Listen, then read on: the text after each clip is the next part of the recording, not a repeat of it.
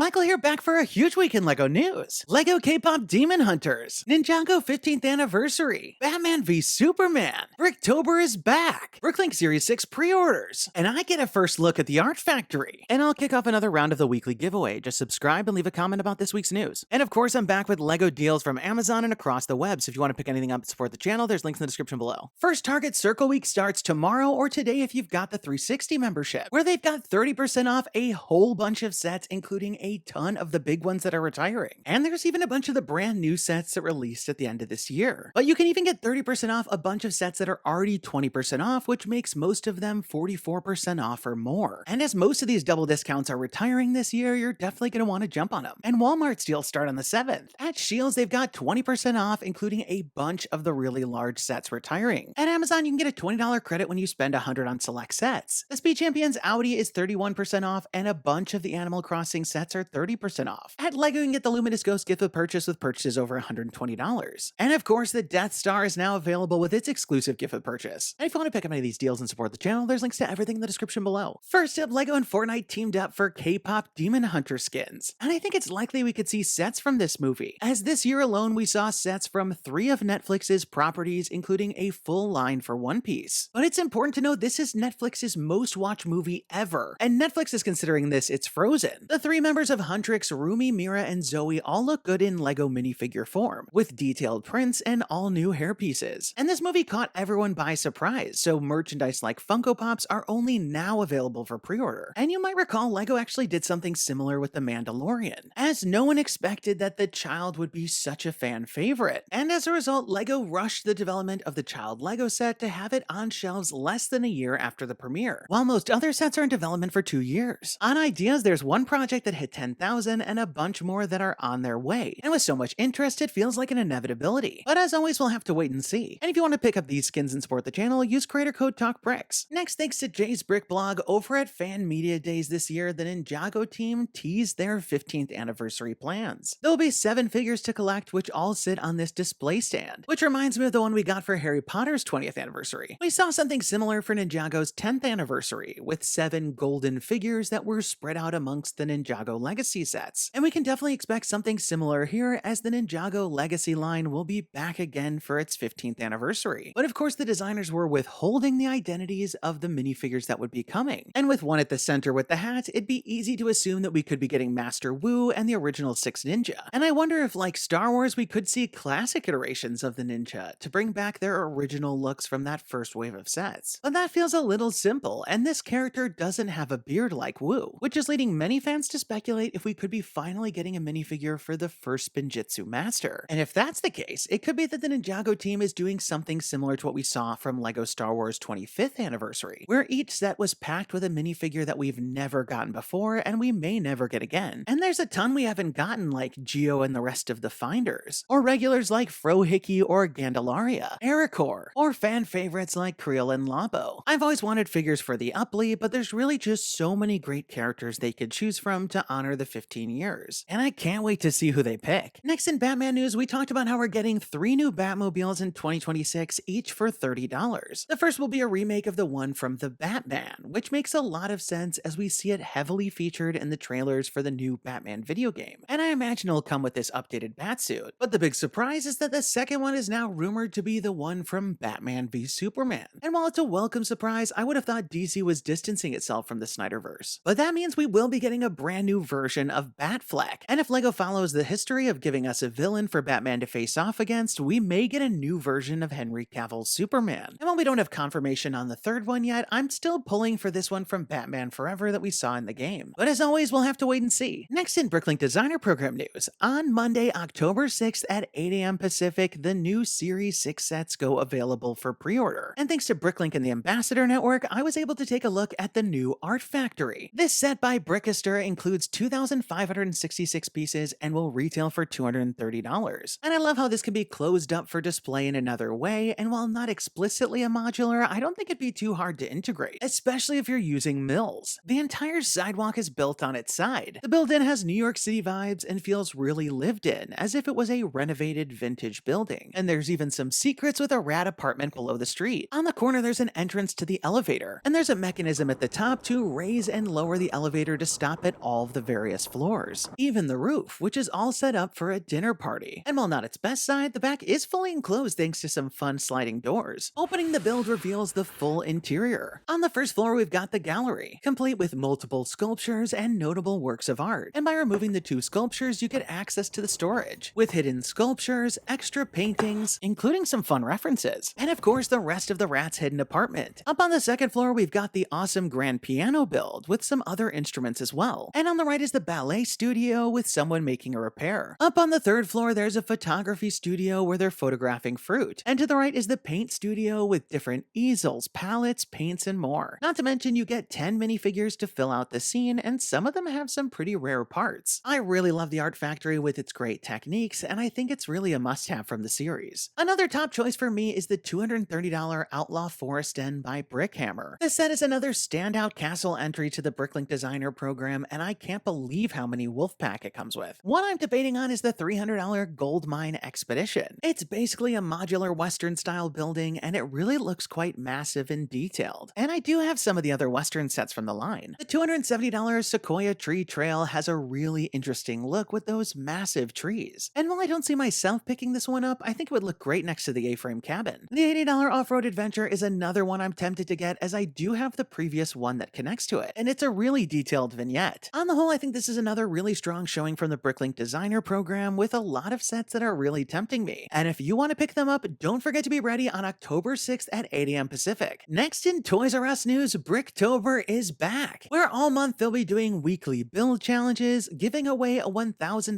curated LEGO prize pack, and even hosting an in-store build event on October 18th at noon. The build is a brick build version of Jeffrey the Giraffe, and it's almost wild to see a new version of this character with modern parts, especially since this version came out in 2016. The event will be available at select participating stores that you can see here. In the many years that we had Bricktober before Toys R Us closed, it meant exclusive gifts with purchase every week. And while sadly it doesn't look like that's happening this year, my favorite of those were the exclusive minifigure collections, which gave us some of those exclusive Ninjago characters and some of my favorite bat suits. And now with Bricktober back, hopefully we get even more in the future. Next up this week, we got the reveal of the Northern Lights Diorama gift with purchase. This set marks the 4th in the line of diorama gifts with purchase that we've gotten throughout the year. The diorama features a scene of snow-capped trees as well as the northern lights in the background. I like how they're reflected in the water and the moon glows in the dark. And while these aren't my favorite gifts with purchase, this should be available sometime soon with purchases over $150. Next up, we've got a new video game controller make and take coming to LEGO stores on October 12th starting at noon. The design for the controller has a nice build with sloped curves on all the sides. And if this make and take looks a bit familiar, it's because they did a very similar one this time last year. But I do like the look of this one a bit more, and I never say no to free LEGO. So there you have it, another super jam-packed week in LEGO news with a lot of intrigue to look forward to. I'm very eager to see what comes from Ninjago's 15th anniversary, and I'm definitely keeping my fingers crossed for K-pop Demon Hunter sets. And while I wait to find out what the last Batmobile is, I've got my alarm set for the Bricklink Designer program. Be sure to leave this video a thumbs up down below if you're as excited as me, and don't forget to subscribe because I'll be back next week with even more LEGO news. And let me know your thoughts in the comments down below. What did you think about all the stories? And which one are you most excited about? And now we've got this week's giveaway winner. Congratulations! And be sure to email me from the About page on my channel so we can coordinate about the prize. And if you want to enter this week's round, just leave me a comment about this week's news. You must be a subscriber to win.